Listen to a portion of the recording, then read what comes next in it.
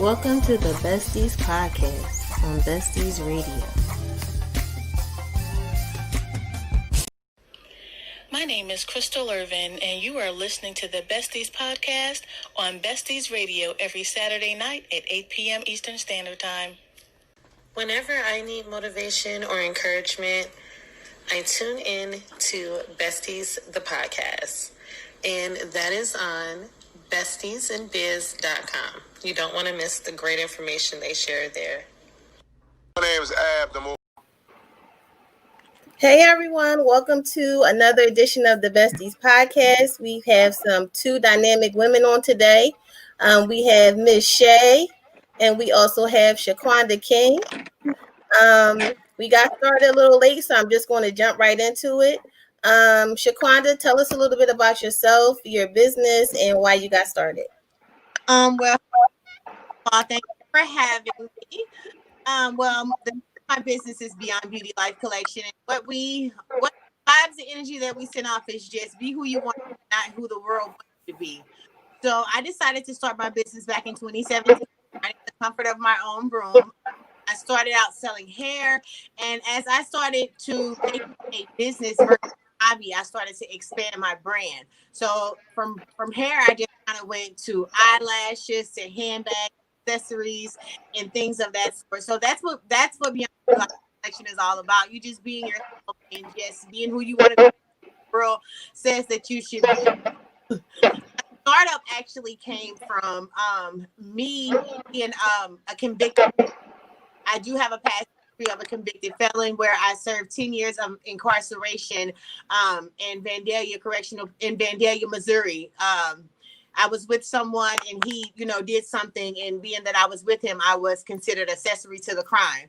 So I'm in a large gap of my life. And when I came home, every job, it seems as if I wanted to get, I could not get because of that piece of paper. Like, no matter how long it had been since I had been, convicted of the crime, it still was that piece of paper that was following me.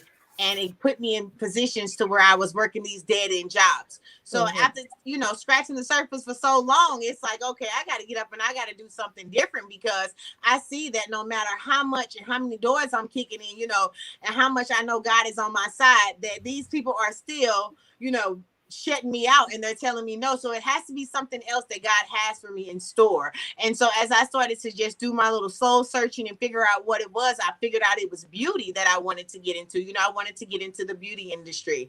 So that's kind of how I got my kickstart with Beyond Beauty Life Collection. Wow, that's an awesome testimony and awesome story. Can't wait to hear more about, your business and how it's going. Shay, what's up, girlfriend? Hello. Hey, tell us about yourself. Yes, I will. But first, can I just take a second and cheers? Yes. Kind of for everything that you've been through. Thank you. Story, and please tell it to all those who are willing to listen, because it is something that would empower all of us women. So yes, for that, thank you for giving me that moment. So again, my name is Shay, and I have known one of the hosts, Simply Naima, since I was about 15 years old. Known her for a very long time, and we linked up again as adults, of course, and we found out that we were both trying to take over the world with our businesses. Yes. I've actually been self-employed now for the past 10 years. Back in 2009, myself and my husband was both fired from our corporate jobs that we worked several years. At that time, I was a licensed Pennsylvania state insurance agent. I was in the industry back when there wasn't a lot of us in that type of background, as far as having Black insurance agents. So I learned a lot during that time. But as I said, back in 2009, we were both fired at the same time. We had a mortgage. We had 3 children. We had a life. And I said to my husband at that time, I said, you know what? I'm never going to put myself in a situation where someone controls how we feed and take care of our children. Yes. This is it. This is it. This is the time. God is telling us something. Fired at the same time. At least I think it was within a week of each other. So Wow. during that time, I studied, I got focused while I was on unemployment, of course, both my husband and we started our first business, which is called H&S Landscaping. It's Hunt and Sons Landscaping. And it was a struggle in the beginning, but we got it going. And as it was progressing, I said, I think I'm ready to do something different. And he said, well, what is it? I said, I'm a licensed insurance agent. I want to open up my own insurance agency. I don't want to be captive anymore. And captive meaning I don't want to have to write insurance with one company. I want to be able to offer my customers several different prices, things, prices that some of my customers could possibly afford. Because I mean, the quotes that I was giving with these captive companies were extremely high, especially in the urban areas. So I went on ahead, I studied, I focused, I became a broker, and I opened up my agency. My agency was called S&S Express Insurance Agency. From there, I've done several things with the business. I found out about contracts with the state of Pennsylvania. I told my husband, I don't want to just depend on the public. I need to get into this state money. You heard me. Get into money.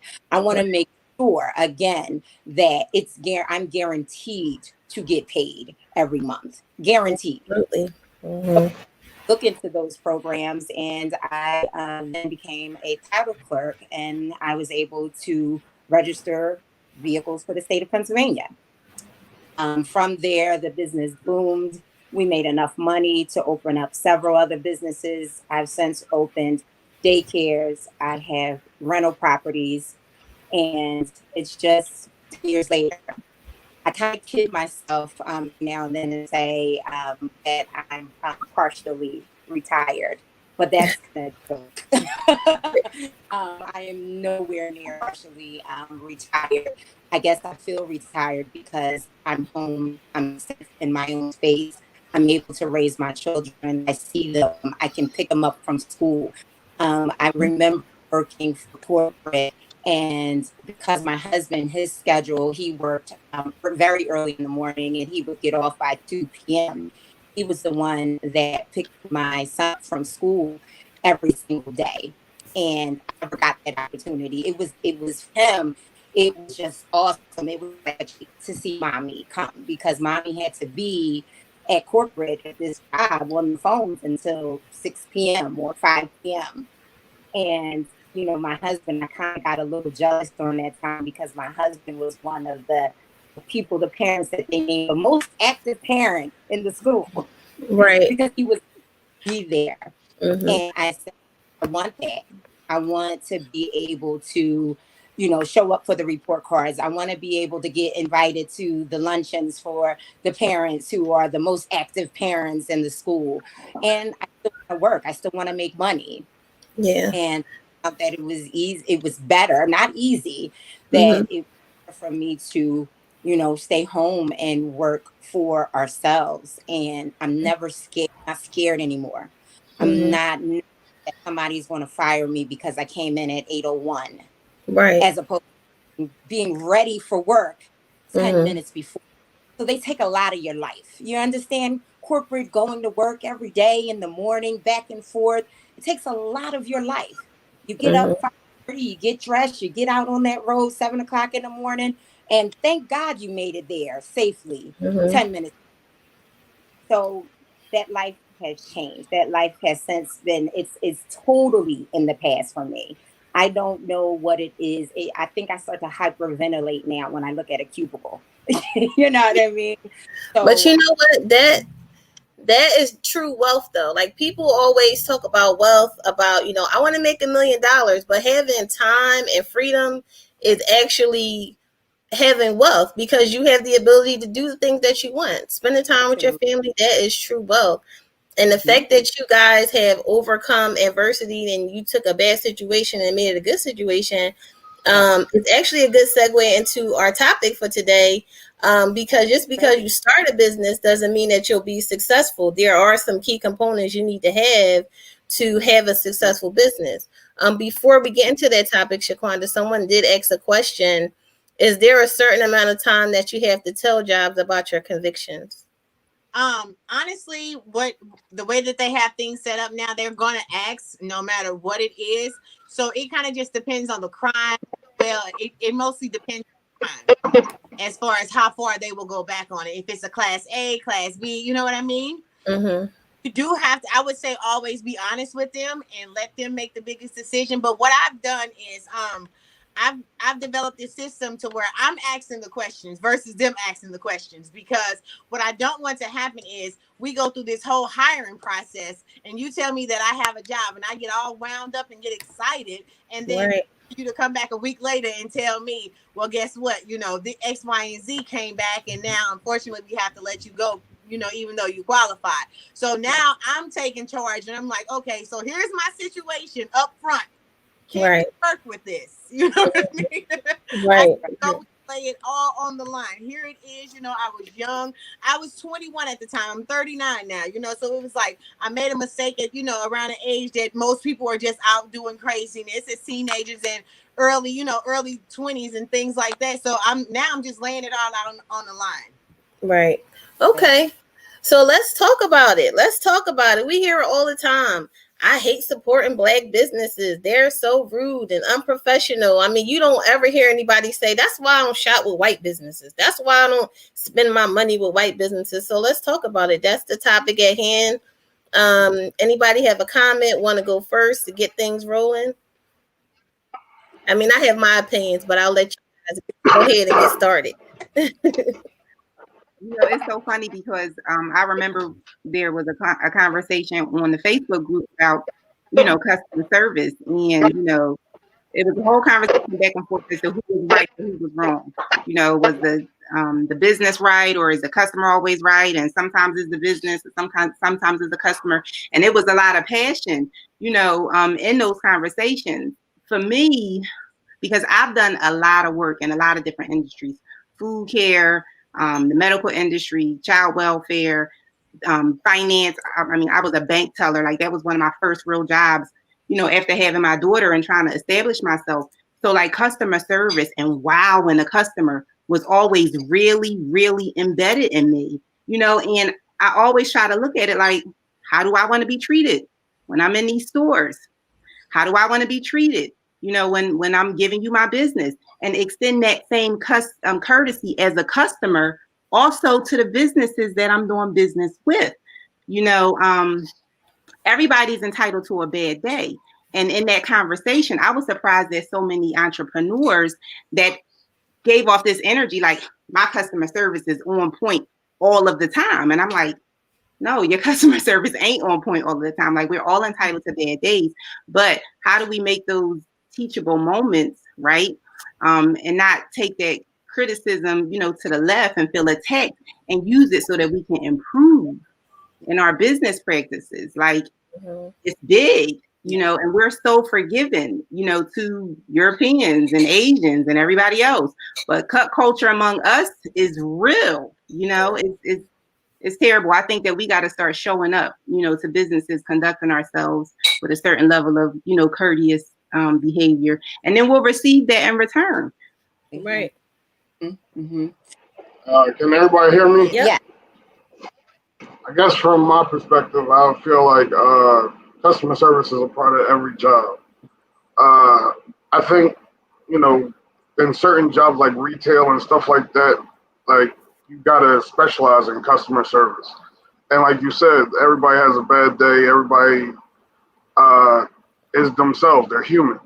But at the same time, like another thing you said was like you might not think you're giving bad customer service, but you might be. Like I know I'm somebody who always gets approached with the "you look so unapproachable," and it's like, well, if you talk to me, you'll see a smile on my face. But if you ain't talking to me, I ain't gonna be smiling for no reason. But I feel like I'm pretty good with the customer service. I feel like it's just meeting people where they are. Like if people don't want to be bothered, don't bother them. If they are pleasant and stuff like that, because some people don't want to be sold to. Some people like, leave me alone.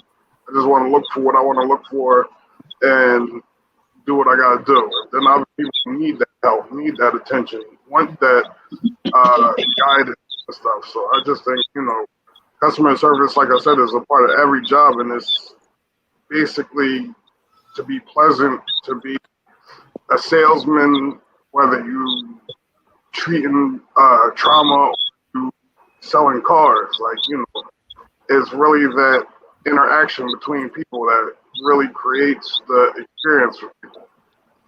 I think a lot of times people start a business because they're passionate about something.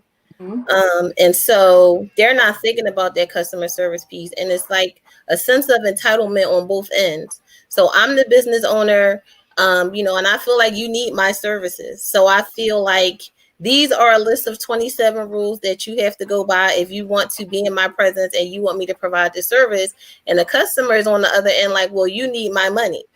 So therefore you should be this way. So it's a sense of entitlement on both ends. And I've been in sales all of my life, and we've had trainings on customer service. And it's a real thing. Like, you need to be trained on customer service. Like, even a person like me with this rest in be face, you know what I mean? You have to be able to turn it off because you deal with people from all walks of life. And just because we're all brown, we have different backgrounds, you know what I mean? So you have to be mindful of that. I see it's popping up a lot more now. If you see on social media, before you make an appointment, read these 27 rules. Don't text me, don't call me, don't do this, don't do that. If you do this, then I'm not going to do that. And it's a way that you can do it without being offensive, but people are offended. It happens all the time. It happens all the time. And me being a hairstylist, I understand, because you don't want people to come late. You don't want people to bring somebody with you, and you want to put it out there, but you don't want to be offensive. And I think we're catching a bad rap. Like you said, Naeem, I feel like you give so much leeway to everybody else. You go into stores, I'm not going to say which ones, but if you need a nickel, they won't let you go for a nickel. They're behind glass. And I think the bad thing about that, the bad thing about that is, like, black people are the ones that support black businesses.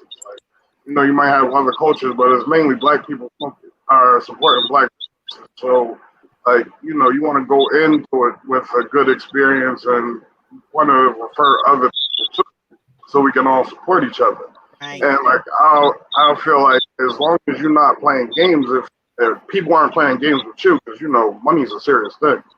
And when people play games with your money, that's when your friendly demeanor attitude might change a little. Like, if you're an entrepreneur, I would think you're doing things that you love, you care about, you're passionate about. And when people start to play games, that's when your customer service might drop. But, as long as you're doing what you love, you might, like, I know that's how I feel. But as long as I'm doing stuff I love and I'm passionate about, I'm usually happy unless you play with my chips. Right. Well, I became an entrepreneur. I think that a lot of my I started juggling a lot of stuff, like trying to become a serial entrepreneur and trying to figure out how I was going to supplement all, through all of the income streams, my one income. I feel like my customer service, to be honest with you, it was affected as a result, because I was trying to make these promises and these commitments to so many things, and everything was kind of all over the place. So I had to kind of like sit down and re-strategize. And develop boundaries and put systems in place. There are certain people who have privileges and opportunities that have systems in place. When we're just starting, and sometimes you got to be the CEO, you got to be the secretary, you got to be the direct care worker, it's challenging. So we're trying to put systems in place, while providing these services. And customers don't always realize that. So typically, when I'm met with the frustration, I sympathize with it, because I too am a customer in some instances. A lot of the time people don't want to hear about your process. So, because even we always go into solutionary mode, like, what's the solution to the problem? And I try to apply that to everything. And I think because I did have some of that early on training in regards to customer service, in so many industries, and like I said, I've worked in a lot. Whether you're providing a service, whether you're working in a not-for-profit, whether you're a social worker, like, meeting people where they are, Tyreek, like you said, is really important. When we were getting ready to have the senior self-care seminar, we had to do some outreach in the community, right? So we were really, really excited about this event. So my energy was like through the roof, right? It's early in the morning. I'm at supermarkets like, good morning, how are you? We need donations. People don't want to hear that. Like, they just got here. Somebody probably spilled something on the floor. They have an attitude, So I remember specifically going into a store on, I think it's a Save-A-Lot, in the plaza off of 52nd and Lancaster. And I went in there to ask for donations. And when I asked the cashier, she ain't give me eye contact. She ain't feel like being bothered. It was like, why are you even talking to me, lady? So I'm like, well, where's the manager? I have some questions. When she went to go get him, he looked like, oh my God, what does she want? But when he came out and after I told him what I was there for, again, because everything is energy, he was like, you know what? He said, after she was coming to me, like you was a customer with a complaint. He said, but listening to what it is that you're doing, he was like you kind of like changed my mood. So we got to be mindful of that, even when we're having these exchanges in sales, in service. That energy is everything. The energy that you involve is typically the energy that, again, you receive. Mm-hmm. I agree with you. I think, like, a lot of times when you're dealing with different people, you have to be mindful of your attitude as well as how to deal with people. I think one of the most important things you're going to deal with is, like, a lot of times people, like, customers ain't going to realize, like, you deal with 1,000 people or 100 people or 50 people, and it's only one of them. Like, I've been in that situation where you're being pulled every different direction, and people like, I'm important. Why aren't you catering to me? And it's like, I got 75 other people I'm catering to. Mm-hmm. But just being mindful of giving people their individualized attention, still trying to juggle everything. And apologizing, accepting when you're wrong, when you messed up, communicating. I'm sorry, I messed up.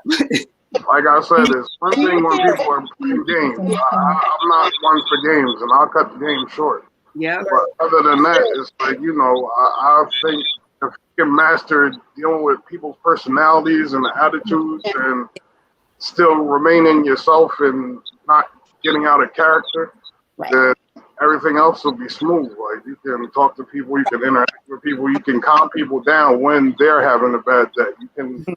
Right. Shay, are you muted? Because I can't hear you. Oh, y'all, can you hear me? I can hear you now. Go ahead.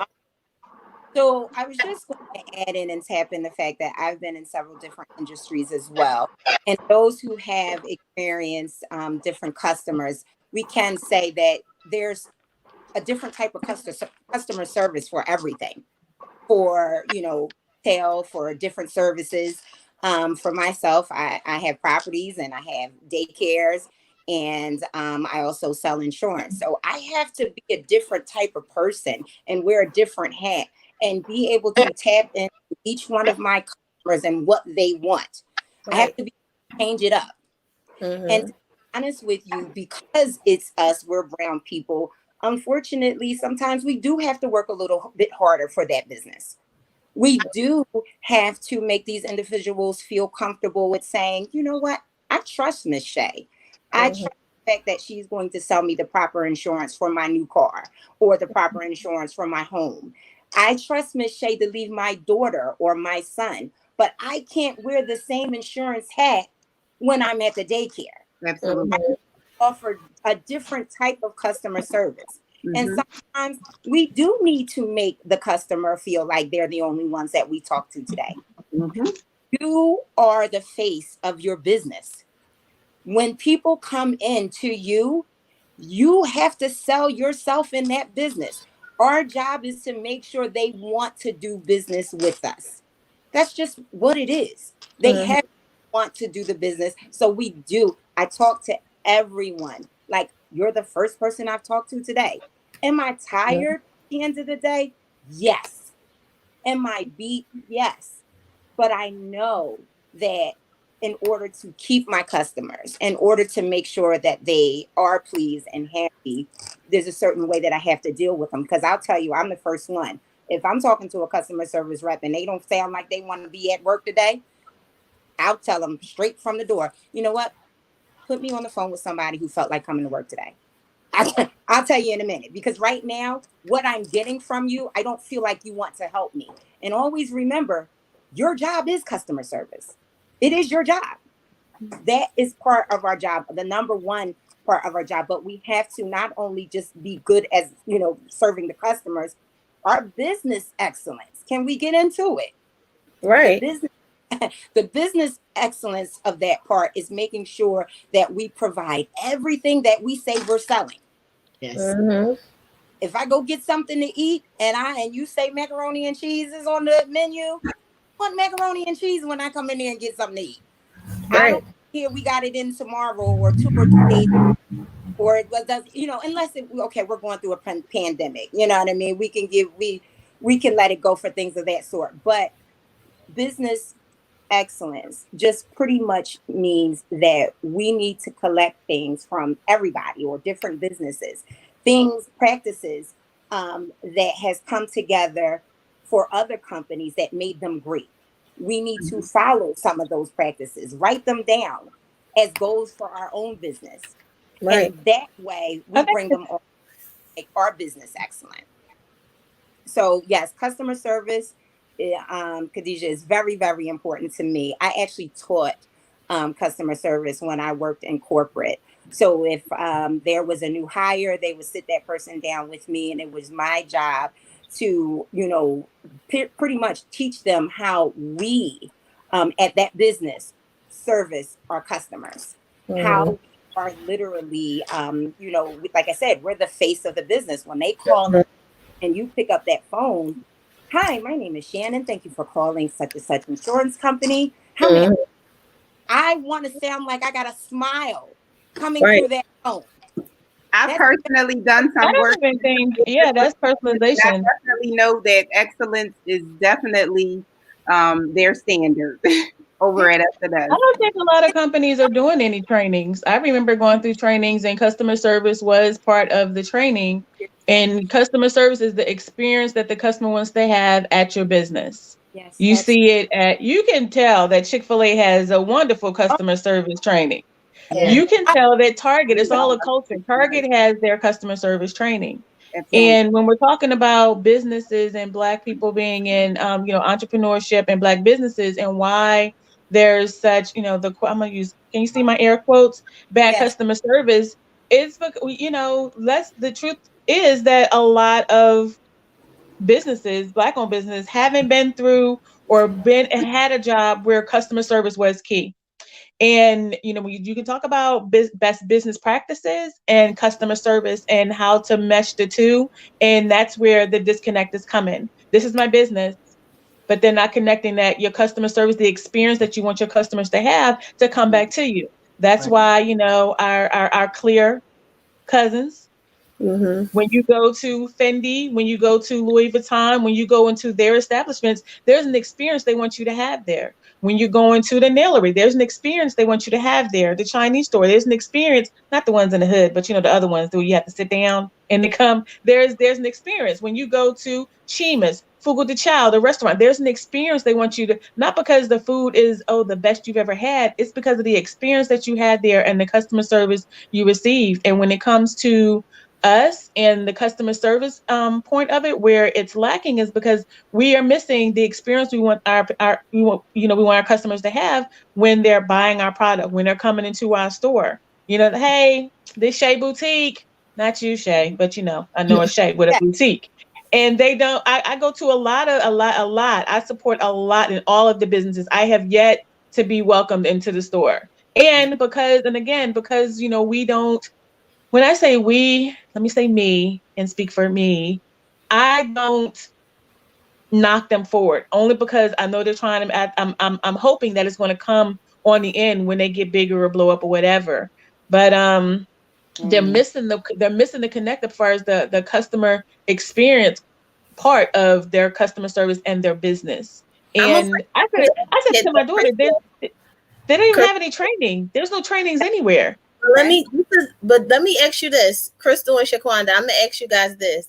Do you feel that it's like a deeper issue though? Like we trust, and I'm not gonna like, I don't want to be too controversial, but I feel like we trust other people more.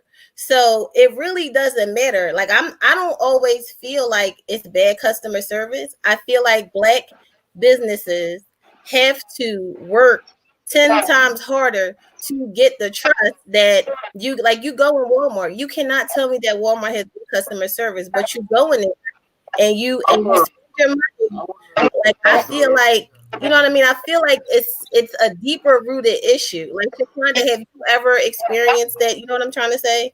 Yes, I'm gonna answer. For me, Wait, hold for on. me, Let's when you Shaquanda say go deeper, first.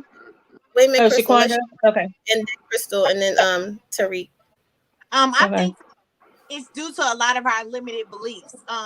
We have one bad experience as people, and it's the whole world is at odds with the whole world from one bad experience. So I feel like a lot of it is coming from us being competitive versus collaborating with one another. We're too afraid that Khadijah has $10 more in her bank account that I may have over here in my bank account. You know what I mean? It's everything is just, it is deeper rooted, and it's a lot of limited beliefs is what I feel. You know what I mean? It's a lot of our mindsets. It's a lot of us not really wanting to see each other grow, but we're saying that we want to see each other grow. And I just feel like when it comes to this whole customer service thing, we have got to change our mindsets as far as understanding the customer as well as the business owner. As Simply was saying earlier, when you're doing everything by yourself, people don't know. They don't see you in the background. They don't know that you're up busting your tail trying to figure out how to get your website together, while you may have 15 orders that you have to sit here and hand pack, check invoices, and make sure that everybody is getting what they're getting. All they know is that they placed the order with you 20 minutes ago, and they should be receiving a tracking number in the next 15 minutes. Right. So I feel like we have to do better with opening up our minds and being open-minded to receiving more experiences with one another, and into trusting one another, like you just got done speaking about. Right. A lot of the times with me, my biggest thing was I battled with how somebody gonna trust you and you a convicted felon. That was my limited for a while, because it's like, here you are sitting up here talking about, oh, you selling hair, you selling handbags, and then I'm looking at this paper, or I'm Googling you, and then this is what I'm seeing, maybe 10, 15 years ago. So it might take me 10, 15 years to trust you, because now watch you. I have to make sure you're consistent. So you're absolutely correct. It is harder for us, and we do have to work 10 times harder to get our people to trust us. Go ahead, Crystal. I feel that it's deeper than just us. I can recall when my grandfather was alive and working, and it was people of other, the clear people who said that Black people don't do good business and not to do business with them. And because, things, textiles and goods were short to come by, and people, the clear people, were able to get it. That's why everybody shot with them. So then when, Black people started to get the merchandise, No, she because froze. they were charged more to get it. From there, where it just snowballed from there, where Black businesses were always, looked down upon, that they didn't do good business, so other people could get their business. And then when you started purchasing from Black businesses, the prices were either higher or it wasn't as good. And then on the part comes, the, if for lack of a better word, the attitude that, you going to buy this from me because mine is cheaper and they selling the same thing that I got. So that's where I think that when we talk about it being deeper, going deeper than just 2020, going back to 1970, on. And it just snowballed from there. And you're right, Shaquanda, we do have to work harder. And I feel that because we're in this world now, that young people do not know how to work hard.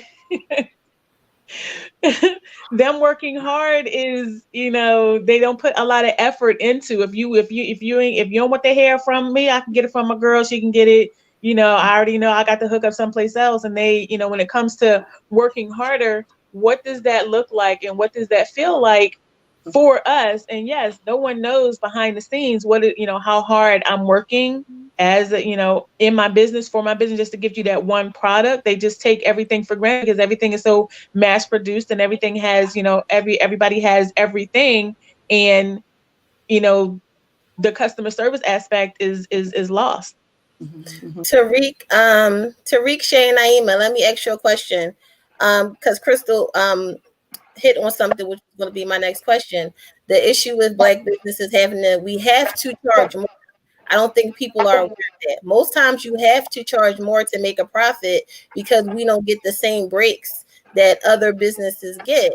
How do you feel like we can overcome that so that people, I think it's a sales training issue, sales and customer service issue to get people to understand and to find value in your products. But what do you guys think about that, and how do you think we should go about changing the stigma on people thinking that we're just trying to get their money when we're just trying to make a living? Well, for me, myself, with our several businesses, even, with the landscaping, everything, you have to look, you want to pretty much present to your customers everything that you're asking for. You're presenting, again, business excellence. Everything that you're doing, you're showing them that you're getting your money's worth. Everyone has been in a situation where they've tried to get something cheaper and it didn't work out. So our job, and to be honest with you, I don't know if I'm crazy or what, but I don't focus on what has happened in the past. I don't focus on anything that is going on around me. I know what I'm doing. I know what Shay is offering. I know what my business is. I'm not focusing on dials and what's going up and down in your business. I know what I need to do. I know what my customer wants, and I know what my product is. I believe in it. Whether you believe in it, I believe in it. I know what I'm here to do, and I'm going to do the best job possible. And when I speak to you, and again, this is what I say, you have to work harder to make sure that these people trust you. If they trust you, they're going to want to work with you. Your prices will speak, your job will speak for itself, what you're doing, what you're putting out there. You have a cousin that says, oh, y'all go out here and go get a white person or whatever to do contracting, and I do the same job. Cause you don't have a truck. I got to pick you up. Right. But you pay you contractor prices. Yeah, that's where we get confused. If everything that my counterpart has, I'm charging what I charge. It is because I'm going to offer you the same service, if not work harder or better. When we're offering these prices, do the job. You're going to get your money. Just do the job. Simple as that. But don't offer me, Khadijah, you do hair. We have people, you come to my house and you're going to wash your hair at the sink. You won't bend over and wash it yourself. But I want 900 when I put this weave in. Right. Being a roach. You understand what I'm saying? So not a roach. How this goes. Understand this go. When you're offering a certain amount of money, I never forget when I first opened my agency. I was a broker and I had to deal with bigger insurance companies that I can write business through. And I never forget dealing with this broker. And I think I had some type of cheap internet service. And I mean, it was cheap. It was what I can afford at that time. And whatever it was, there was a document that this broker was sending me. And can I tell y'all, the document would not go through. I think I was on a dial-up or something. Well, this is how long ago that when I started, it was like a dial-up service. And he said, listen, if you want to do business with the top dogs, with the big people, you got to fall in like a soldier. You got to fall into this. You have to be able to offer and have the same products as all of your partners. If I'm sending you documents, I can't, can you send it to me again? I missed this page. That right there, it hurt, but it was a lesson. And that I got to pick this up. If I want to make this work, I have to be able to offer the same thing everybody else is offering. So if they're charging $10.99 and I want to charge $10.99, just an example, I gotta get my equipment up. You know, I can't call my auntie at the house and say, "Did you get that fax? Read it." You understand? I need to be able. Everything has to be. You can get the money you are asking for as long as you're offering that excellent product. It's business excellence. This is what we're talking about. Let's get into it. Okay, go ahead. Tariq and Naima. Show you the train. No, I forgot what I was gonna say. I'm sorry. We'll come back to you. Go ahead, Nana. No, I mean, you know, I pretty much echo a lot of say sentiments, you know, but communication is everything. You know, oftentimes when the order is late, give a call. You know, let somebody know something. Like I said, sorry or an apology can go a long way.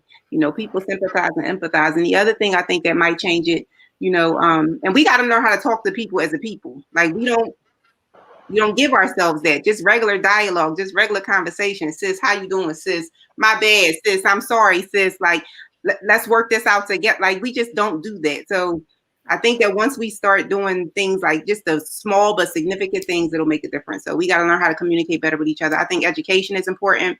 Like Shay said, you know, just customer service on a basic level. A lot of people don't realize how important it is. That's one of the reasons why I enjoy Bessie's in Business so much. And what it is that we're doing is, you know, creating this larger network, right, Shaquanda, across states, right, where we can touch people, you know, and we can say, I know a wonderful trainer. Yeah. She's a part of our network.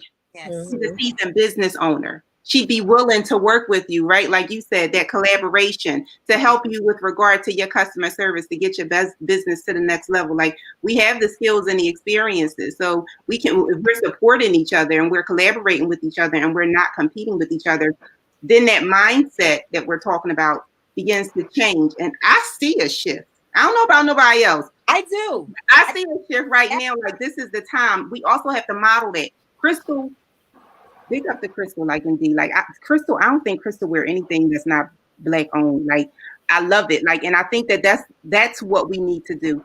Tariq said that, you know, Black people are buying, you know, from other Black people, like supporting the Black businesses in the neighborhoods and stuff like that. Black people buying everything. Our buying power is stretching across every business. Period. Yeah. If we were to funnel all of those dollars into our own businesses, we would be so far beyond. We have our influence, guys. We have our experience, and I think that once, you know, when some of those things begin to align, and I think that they are beginning to align, I think we're going to see a vast improvement with regard to economics and finances, entrepreneurship, you know, in our community. But we got to be the sojourners. Like we got to keep pushing, you know, pushing that message that excellence is our standard and standing by our prices. Okay, when we set them, because we got to know our worth too.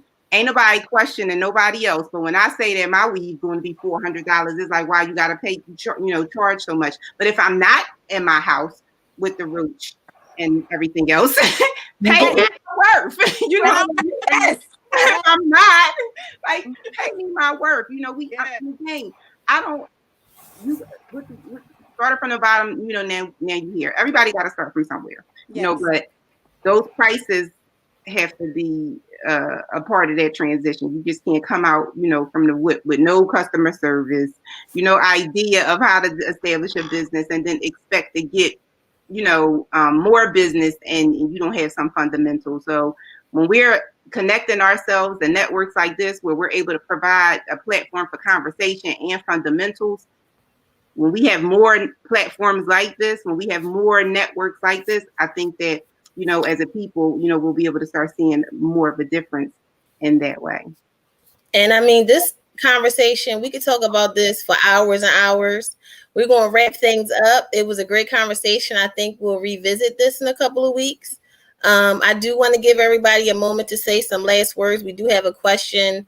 So just try to, you know, keep your answer brief, you know, shout out your business, because ultimately that's what Besties is all about. We are here for the people. Besties is a nonprofit, and basically we want to connect you to other business owners that can help you. We have Missouri, we have Baltimore, we're stretching out and we want to be able to, like Naima said, listen, your business may need customer service. You're getting a lot of complaints. Well, don't take it personal because we're trying to build time wealth. We're trying to build money wealth. And we need to make sure that we can get to that level of the larger companies and corporations. Like, so if you're not trying to build an actual brand and you just have a side hustle, Besties may not be the best place for you because I'm going to push you. I want wealth and I want wealth for us all. So the last question we have, and whoever wants to answer can answer, and then we're going to wrap it up. Everybody's information is at the bottom. It's been scrolling, so you can contact everyone, and it's in the description, so you'll be able to contact everyone. Joinbesties.com, get into the official membership. And the last question we have is, why do we always want discounts? And you hear that a lot, always trying to get a hookup from somebody in the business. We're going to start with Shaquanda, Naima, Shay, Tariq, and then, okay, Crystal's back on, and then Crystal. Well, okay, Shaquanda, Crystal, Shay, Tariq, and then we'll let Naima rap for us. I'm not really sure where this whole discount thing comes from when it comes to us, because that's been one of the biggest problems that we seem to have, especially when we're dealing with friends and family members. Every discount. And all I can say about that is, like, we have to be more considerate. You know what I mean? When I say that, I'm saying that to say you don't know what people are going through. You don't know putting up everything that they have to, chase after their dreams. If they just put it all on the line and they just out here, on faith. So I would say in that instance, like, we definitely have to do better and just understand positions on both sides. You know what I mean? As we was talking about earlier, it is hard for us because people always think that we're trying to get over on one another. But I can have the same eyelashes that Shay may have, and Shay may have she might be clear, and because she's clear and we got the same packaging and everything like that, it still seems to be a problem. But they're gonna go with Shay, you know what I mean? Because they feel like, because she's clear, she's gonna understand them better and things of that sort. So I just say that to say we definitely have to do better, and we have to understand one another's position. We have to put ourselves in the shoes of the customer, and as Simply was saying earlier, you have to be the customer, and the customer has to put themselves, try to, and it's hard for them to do so. So that probably will never happen, but yeah, because we all want what we want. We live in a world now where people want what they want, and that's just about what I mean. Yeah. So Good. that's the only thing I would have to say on that. Go ahead, Crystal. Last words on why we want discounts. I think it's a game. I think it's a game that they play to see how they can how low will you go to see if they can get it for the low, so they can run back and tell their friends, I got it for the low. I ain't had to pay full price. I think it's a game for them. It's not like, for me, in my experience, when anyone has asked me for a discount or wait for it, when they're asking for when the next sale is so they can afford it, it's not really a money issue. It's because they have a set in their mind how much they want to pay for something, no matter who has it. Mm-hmm. I think it's a game. I like the game though. Well, we know you're a master couponer, so we probably shouldn't even ask you. You want all the discounts. I know, don't ask me. Go ahead, Shay. I'm probably going to back off of what Crystal was saying. It's definitely a game. Especially with the way we grew up, we're always looking for, something for nothing. You know what I mean? And yeah, I think we want to get the cheapest price that we possibly can to say, hey, I did it, I worked it. And they may even go and tell someone, or sometimes people are selfish. They keep it to themselves and say, I did that and I'm going to keep doing it and I'm going to save this for myself. I don't know about that discount thing, because for me, when people tell me their price, that's their price, but I'm a business owner. So we have to understand where other, I know us, we can relate to a lot because this is what we do. We can get in a room and have a ball, but we do sometimes have to understand what that outside our customers are looking for. And hey, sometimes I play the game back and, I already know that the price is one, and now, hey, you get a 10% discount if you're a HBCU or, things of that sort, learn how to adjust to the game. Listen, when you selling something, high, medium, low, and that's how you do it. Yes, that's right. Tariq, how do you feel? What you got to say? Last words. I think it is a game. I think it is a negotiation. Like I go into a lot of situations with, it's different. Like if I'm going into a store where I know they give discounts, I'm gonna negotiate. If I'm somewhere where I know a certain price can be paid for something, I'm gonna negotiate. In other instances, like if you're around the way and you know people that do stuff, but they don't do it professionally, it's like, yeah, you're going to get your homie to try to hook you up. But I just think it's all part of like our culture, and it can be at a deficit, especially when you're trying to get from just being that homie to legitimate like stuff, like whether it's landscaping, tattoos, whatever. Going from that basement tattoo artist to like somebody who wants you to come through and pay $700 for a small tattoo might be a big difference. You get what I'm saying? Yeah, that's why when you starting that business, you ain't worried about your family and friends because they don't see you like that. They like, girl, give me $20. You know, I go from like you want to look out for your people and you want to look out for your friends to just a hard nose. You got to pay what you got to pay. Right. And then the point that I forget your name. I can't remember your name. I'm sorry. Naima. No. Crystal, Shaquanda. Shaquanda. Historical black colleges. Where his eyes is pointing. Go ahead. Historical black colleges. You made a point about discounts and stuff, but I know like a lot of the Catholic schools and other universities, they offer these discounts. So how do you compete? And that goes back to one of the original points that I was going to make when I asked if I could talk. Like, I think it does take like having good location, having good things that you can really get that support within your community. Like, gotta have the right product for the right demographics to get that backing. And then it's like, if you don't have that, then you might fail. Yeah, that's important. Nah, for the wrap up, let's go. Simply nah. No, I would like to. I'm not rapping. You scream. Come on now, freestyle. Oh my God, I got something coming for you because she's on me, but not right now. I want us to break the generational curse of the discount. I think it's disrespectful to the person's craft. And I'm kind of like Shannon. If you say your price is your price, if I can't meet your price point, then your product is not for me. But a lot of people have different price points. So when you're in business, like Khadija said, you said a high, you said a medium, and you said a low. Most of the time with me for family, it's hardest because y'all the last to support, but y'all the first to want the discount. Stop it. It does something to me, like right in here. My daughter is a hairstylist. She works very, very hard, and it's a slap in her face when she sees that someone will go somewhere else and pay full price and not ask for a discount. But every time somebody comes to her and asks her that's in our family for a style, they want a discount. She got to stand up the same amount of time. She got to use the same amount of product, so I would like us to get away from that. Good business practice is that when you have someone that frequents your business, then you give them a discount and they don't even have to ask. You give them some extra. You know what I mean? Most of the time when I'm getting products and services frequently from people, they say, you know what, you done spent so much on me here, girl, this is on me. You develop those relationships so that you don't even have to ask. So I would like us to begin to develop those relationships and break the discount generational curse, because I'm really sick of hearing it. All right, well, wonderful conversation, guys. Like I said, I think we'll revisit it.